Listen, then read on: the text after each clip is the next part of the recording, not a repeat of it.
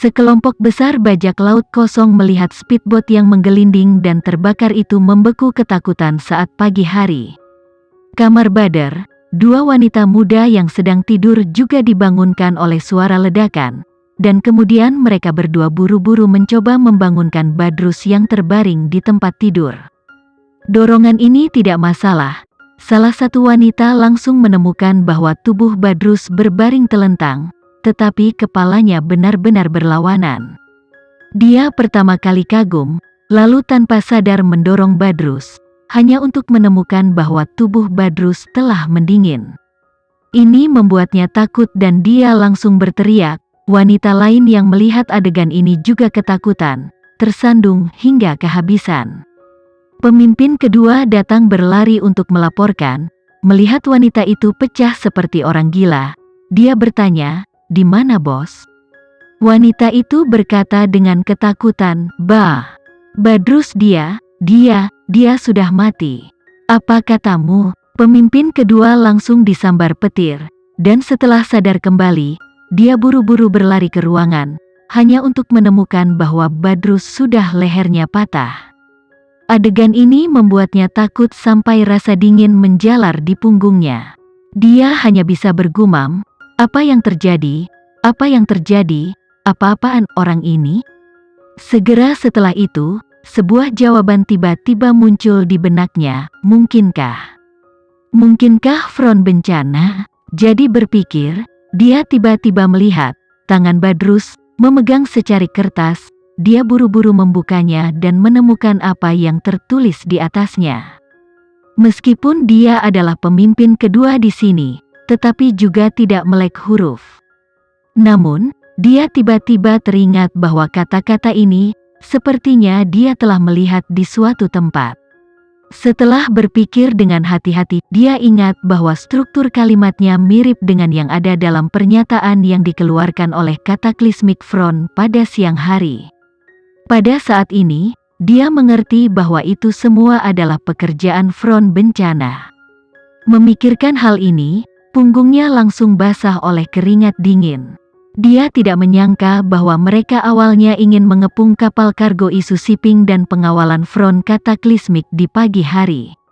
Tetapi front bencana bergerak secara signifikan lebih cepat dan bahkan tidak menunggu kendaraan Taena, tetapi benar-benar membunuh mereka langsung di base camp mereka.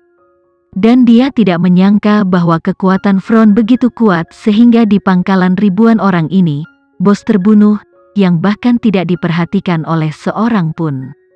Badrus telah menghabiskan 20 tahun membangun pangkalan ini, tetapi pada akhirnya, dia ditangkap di pangkalannya sendiri.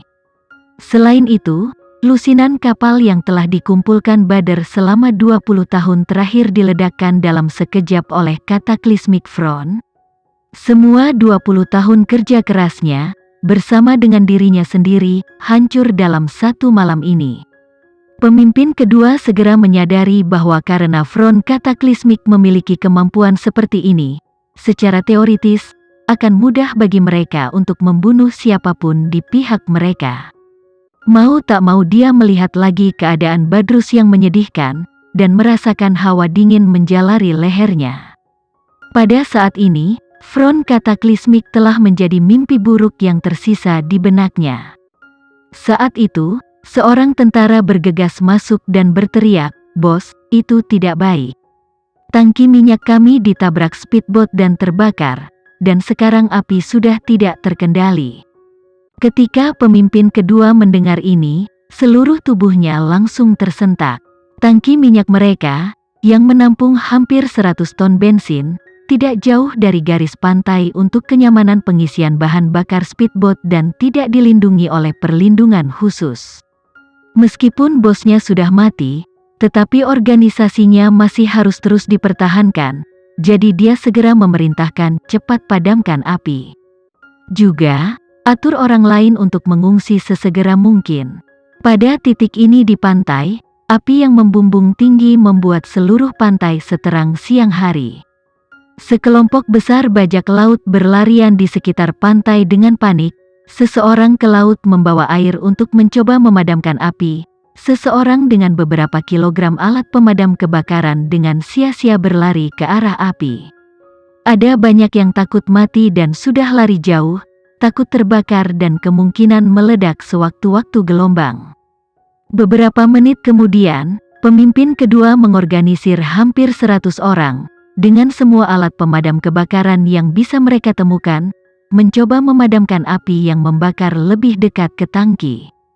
Namun, markas mereka sama sekali tidak memiliki alat pemadam kebakaran yang cocok untuk memadamkan bahan bakar, jadi meskipun mereka berusaha keras, api tetap saja membesar dan membesar. Dalam keputusasaan, pemimpin kedua hanya bisa memerintahkan semua orang untuk segera mengungsi. Segera setelah itu, sejumlah besar perompak dengan cepat melarikan diri ke segala arah.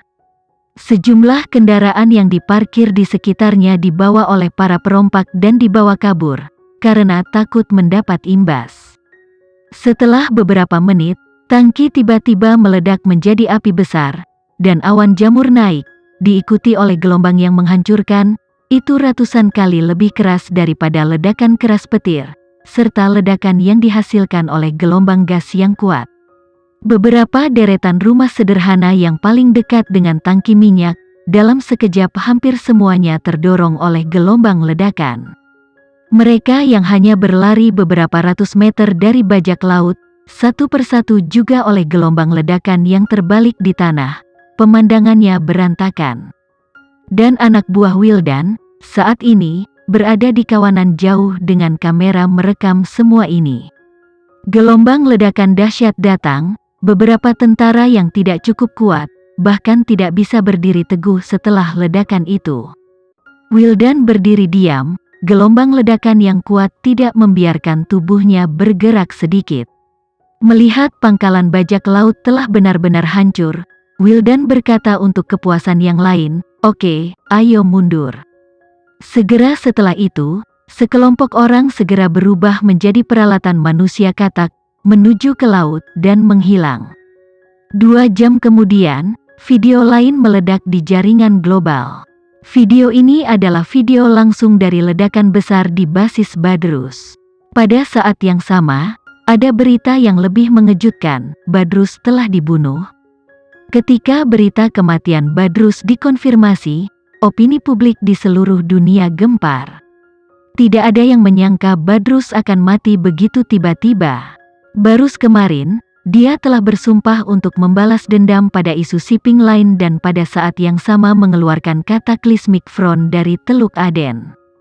Tepat ketika banyak orang berpikir bahwa butuh waktu lama bagi front bencana untuk membangun prestisnya di Teluk Aden, dan mereka berkeringat untuk jalur isu, Badrus meninggal di markasnya sendiri malam itu.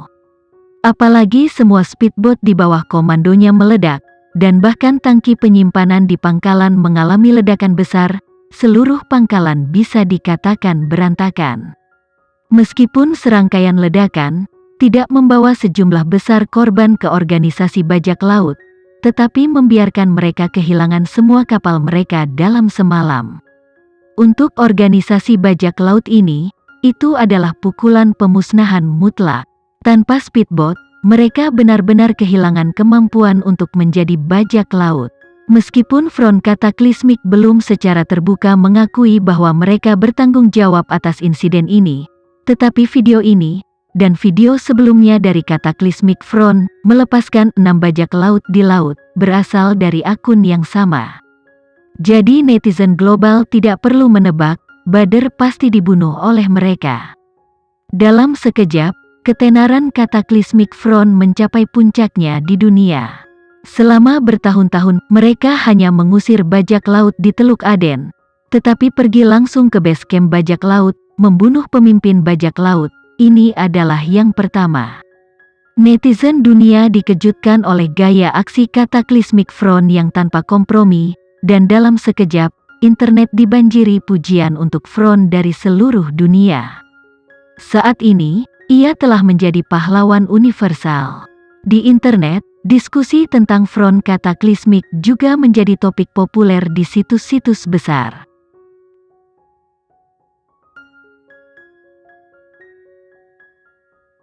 Sekian dulu ya video kali ini, kita lanjutkan lagi videonya di lain waktu. Oh iya, bagaimana menurut kalian? Semoga bisa sedikit menghibur kalian semua. Untuk teman-teman yang baru nonton, jangan lupa subscribe ya, hehehe. Dan kalau teman-teman ada yang ingin gabung langganan, bisa langsung gabung saja untuk dapat fitur yang menarik dan sedikit membantu Mimin. Terima kasih banyak sudah menonton, sampai jumpa lagi, bye.